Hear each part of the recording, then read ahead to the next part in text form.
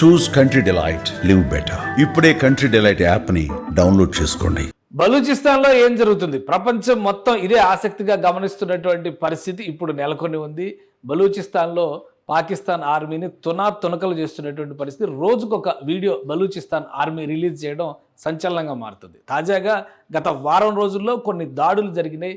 ముఖ్యంగా బలూచిస్తాన్లో 70 నుంచి 80% భూభాగం తమ కంట్రోల్లోనే ఉందని పదే చెబుతున్నటువంటి బలూచిస్తాన్ ఆర్మీ తాజాగా రిలీజ్ చేసినటువంటి ఒక వీడియో చూస్తే కనుక ఒళ్ళు గగురు పొడిచేటువంటి పరిస్థితి. పూర్తిగా పాకిస్తాన్ సైనికులకు సంబంధించినటువంటి కాన్వాయ్ని రౌండ్ చేసి టార్గెట్ చేసి పేల్చి పారేసింది.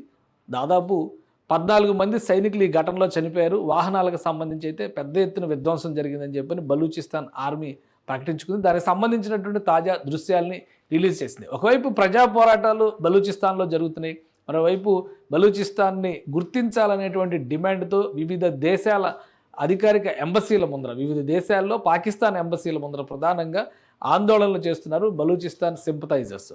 సో ఇప్పుడు ఆర్మీ రిలీజ్ చేసినటువంటి దృశ్యాలు చూస్తే కనుక ఆ మూమెంట్ ఏ స్థాయిలో రాజుకుందో అర్థం చేసుకోవచ్చు. దానికి సంబంధించినటువంటి ఒక వీడియోని బలూచిస్తాన్ ఆర్మీ షేర్ చేసింది. Today A video is being released by the Balochistan army. Several Pakistani soldiers were targeted and killed. ఇది ఒకసారి చూస్తే కనుక బలూచిస్తాన్ జాగ్రఫీ ఎవరికైనా కానీ చాలా క్లియర్గా అర్థమయ్యేటువంటిది. మొత్తం కొండ ప్రాంతం, చాలా చోట్ల ఇసుక కొండలు, ఇసుకతో కూడినటువంటి కొండలు ఉంటాయి. కాబట్టి ఇసుక కొండలు మొత్తం కలిపి తెల్ల కొండలు ఉండడం కూడా అక్కడ ప్రత్యేకత. అక్కడ భూమి కూడా తెలుపు రంగులో ఉండేటువంటి గుట్టలు, కొండలు ఉంటాయి. సో అలాంటి ప్రాంతంలో వెళ్తున్నటువంటి ఒక భారీ కాన్వాయ్ని మొత్తంగా టార్గెట్ చేసి ఒకేసారి పేల్చేసింది. క్షతగాత్రులకు సంబంధించి కానీ చనిపోయిన వాళ్ళకి సంబంధించినటువంటి వాళ్ళ వివరాలు కానీ ఏవి బయటకు రాలేదు. కానీ మొత్తం టోటల్ కాన్వాయ్ని పేల్చేసినట్టుగా బలూచిస్తాన్ ఆర్మీ ప్రకటించుకుంది. దానికి సంబంధించినటువంటి దృశ్యాలు రిలీజ్ చేసింది. ప్రాణభయంతో పారిపోతున్నటువంటి కొందరు పాకిస్తానీ సైనికులను కూడా పట్టుకుని కాల్చి చంపారు. సో ఎంత నష్టం జరిగింది ఏంటి అనేది అధికారికంగా పాకిస్తాన్ కూడా దీన్ని ఎక్కడ కూడా ధృవీకరించలేదు. కానీ ఇవి బలూచిస్తాన్లో జరిగినటువంటి క్వెట్టా శివారుల్లో జరిగినటువంటి, బలూచిస్తాన్లో ప్రధానమైనటువంటి నగరం క్వెట్టా. ఈ నగరానికి సంబంధించినటువంటి శివారు ప్రాంతాల్లో పాకిస్తాన్ ఆర్మీ భద్రత రీత్యా ఈ ప్రాంతాల్లోకి వెళుతున్నప్పుడు అదనపు బలగాలను పంపిస్తున్నటువంటి క్రమంలోనే ఈ వాహనాల కాన్వాయ్ మొత్తాన్ని కూడా టార్గెట్ చేశారు. టార్గెట్ చేసి ఒకేసారి పేల్చివేశారు.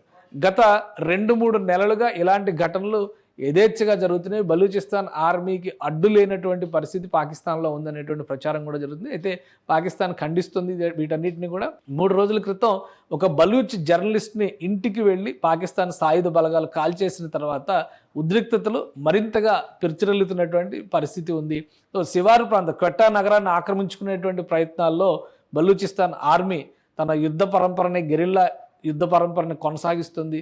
క్వెట్టాని కాపాడుకునేటువంటి ప్రయత్నాల్లో పాకిస్తాన్ సాయుధ బలగాలు ప్రాణత్యాగాలకు కూడా సిద్ధపడక తప్పని పరిస్థితి ఏర్పడుతుంది.